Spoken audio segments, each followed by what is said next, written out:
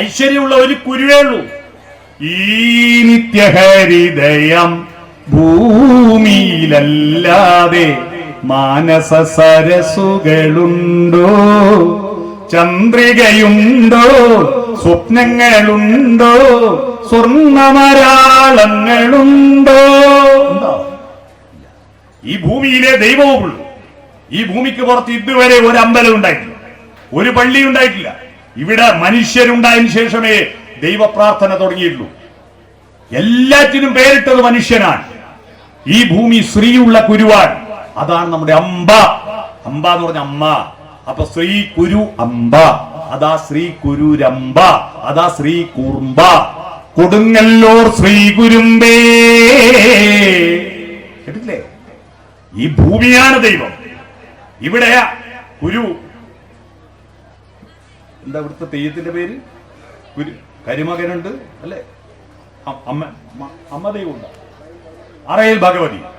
അറയിൽ ഭഗവതിയെ പ്രാർത്ഥിച്ചിട്ട് തിരിച്ചു പോകുമ്പോ ലേസും ഐസും വാങ്ങിയിട്ടു, ബിങ്കോ വാങ്ങിയിട്ടു, അതിന്റെ പാക്കറ്റ് ഈ മണ്ണിലെറിഞ്ഞിട്ട് പോയവന് നിങ്ങൾ 1000 ഉറുപ്പിക നേർച്ച കൊടുത്താലും ദൈവത്തിന്റെ ഒരനുഗ്രഹവും കിട്ടൂല എന്ന് കട്ടായമായി ഞാൻ പറയാം.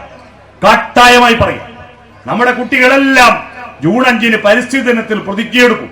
എന്നിട്ട് ഒരു പുഴ വരുമ്പോ, പുഴയിൽ പുതുമഴ വരുമ്പോ ആ പുഴയിലെല്ലാം കുപ്പി ഒഴുകുന്നു, പ്ലാസ്റ്റിക് സഞ്ചി ഒഴുകുന്നു.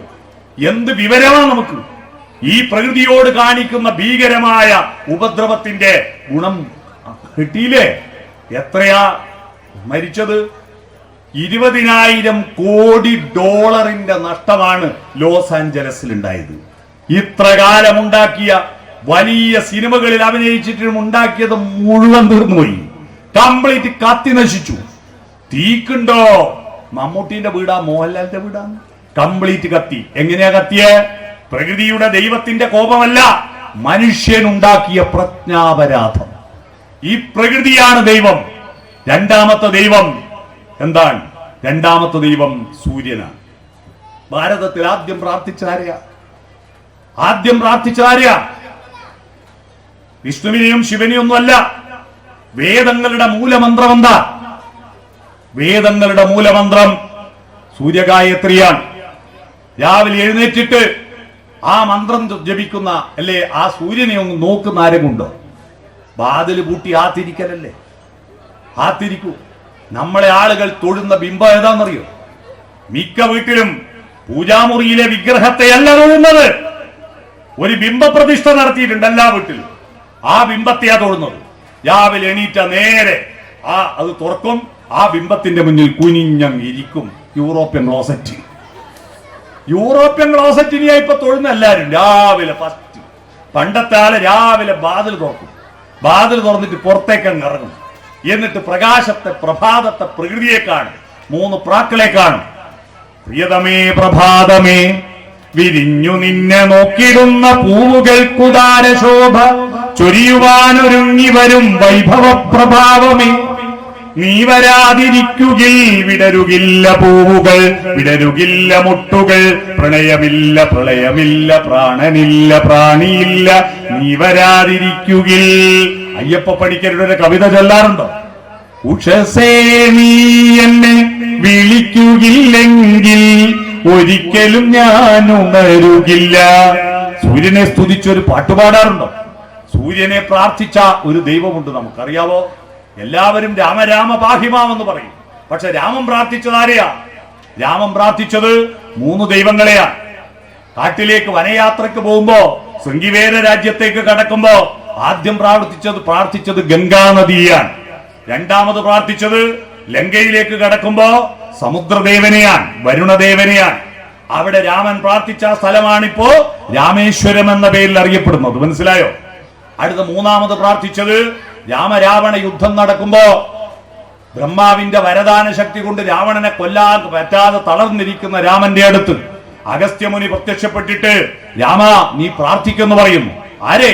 വിഷ്ണുവിനെയും ശിവനെയുമല്ല, ദുർഗയെയും സരസ്വതിയെയും ഗണപതിയുമല്ല, ആദിത്യ ഹൃദയം ചൊല്ലാനാ അഗസ്ത്യമുനി പറയുന്നത്. നിങ്ങൾ രാമായണത്തിലെ യുദ്ധകാണ്ഡത്തിൽ അഗസ്ത്യാഗമനവും ആദിത്യ സ്തുതിയും എന്ന ഭാഗം വായിക്കൂ.